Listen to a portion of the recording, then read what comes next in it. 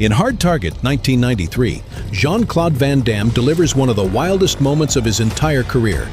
In a move of pure madness and courage, Van Damme guns his motorcycle straight at a speeding car.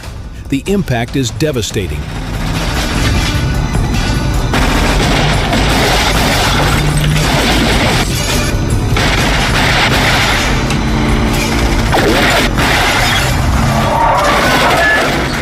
He launches over the car, hits the ground, and keeps firing until the vehicle explodes in flames.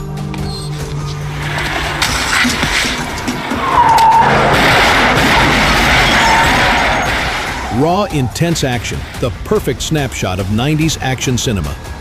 When it comes to daring and adrenaline, nobody does it better than Van Damme.